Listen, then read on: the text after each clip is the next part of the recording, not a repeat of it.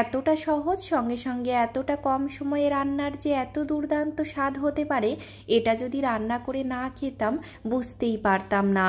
নিজে যেহেতু রান্না করতে ভালোবাসি, সঙ্গে সঙ্গে কিন্তু সকলকে রেঁধে বেড়ে খাওয়াতেও খুব ভালোবাসি।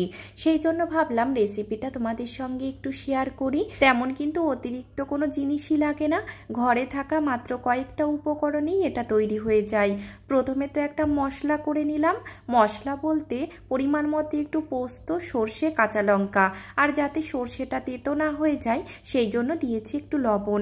ভালো করে মিহি পেস্ট করে নিয়েছি। আর তার মধ্যে যেটা বাইরে থেকে আনতে হবে, যেহেতু ডাব চিংড়ি বানাচ্ছি, ডাব তো আনতেই হবে, তবে ডাবের মধ্যে কিন্তু বেশ শক্ত নারকেল হয়ে গেছিল। তোমরা যদি মিক্সিতে করে নাও তাহলে কিন্তু অবশ্যই মিক্সিতে করো। এখানে হট করে কারেন্টটা চলে যাওয়াতে আমাকে শিলে করতে হয়েছে।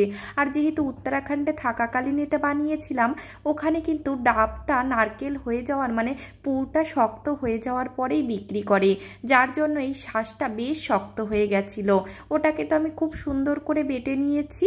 আর সঙ্গে সঙ্গে চিংড়ি মাছটাকেও লবণ হলুদ দিয়ে হালকা করে ভেজে নিয়েছি। ব্যাস, গোছগাছ সবটাই কমপ্লিট। বললাম না তেমন কিছুই লাগে না, মাত্র কয়েকটা উপকরণই লাগে। বেশি করে একটু সর্ষের তেলে কালো জিরে ফোড়ন দিয়ে সেই বেটে রাখা মশলা মানে সর্ষে, পোস্ত, কাঁচা লঙ্কা যেটা বেটে রেখেছিলাম সেটা দিয়ে পরিমাণ মতো লবণ হলুদ দিয়ে প্রথমে ভালো করে তেল ছাড়া পর্যন্ত কষিয়ে নিয়েছি। মশলাটা ভালো করে কষানো হয়ে গেলে চিংড়ি মাছটা দিয়ে হালকা হাতে নাড়াচাড়া করে যে নারকেলের পুরটা আমি বেটে রেখেছিলাম ওটা দিয়ে দিয়েছি। এর মধ্যে তোমরা যদি চাও তাহলে কিন্তু নারকেলের জল মানে ডাবের জলটাও দিতে পারো। যেহেতু আমি ডাবের জলটা আগে থেকেই খেয়ে নিয়েছিলাম সেই জন্য নর্মাল জলই দিলাম। শেষে দিয়ে দিলাম একটা চেরা কাঁচা লঙ্কা। ব্যাস, এবার এটাকে ভালো করে ফুটিয়ে নিয়েছি। আর লাস্টে সমস্ত টেস্টটাকে ব্যালেন্স করার জন্য, বাবার যেহেতু সুগার আছে সেই জন্য আমি সুগার ফ্রি দিলাম। তোমরা কিন্তু এখানে চিনিও ব্যবহার করতে পারো। নারকেলটা তো আমি আগে থেকেই ফাঁকা করে রেখেছিলাম। এবার সমস্ত রান্না করা চিংড়ি মাছগুলোকে একে একে দিয়ে সমস্ত মশলাপাতি সবটাই আমি এর মধ্যে দিয়ে দেব। দিয়ে মুখটাকে ভালো করে সিল করে দেব, যাতে কোনো জায়গা দিয়ে একটু হাওয়া না বের হয়। আর ভালো করে মুখটা সিল করার জন্য দেখো আমি মুখের যে ইয়েটা ছিল আর কি, যেদিক দিয়ে জল বের করে আমি জলটা খেয়ে নিয়েছি সেটা আমি ফেলিনি। এভাবে করলে কিন্তু খুব সুবিধা হয়।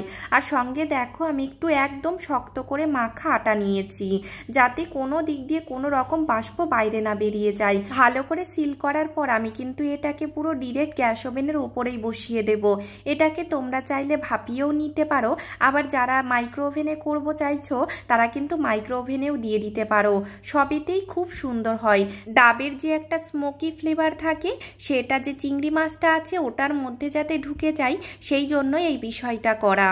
এটা কিন্তু তোমরা যেভাবে আগে রান্না করলে সেভাবে ডিরেক্টও খেয়ে নিতে পারো, তবে এই স্টেপটা করলে টেস্টটা আরও বেশি হয়। দেখে মনে হলো না কি সহজ রান্নাটা, তবে রান্নাটা সহজ হলেও টেস্টটা কিন্তু হয় দুর্দান্ত। তোমরা যারা এখনো পর্যন্ত এভাবে করে খেয়ে দেখোনি তারাও অন্তত একবার করে খেয়ে দেখো। আর যারা এভাবে করে খাও তারা অবশ্যই কমেন্ট করে জানিও।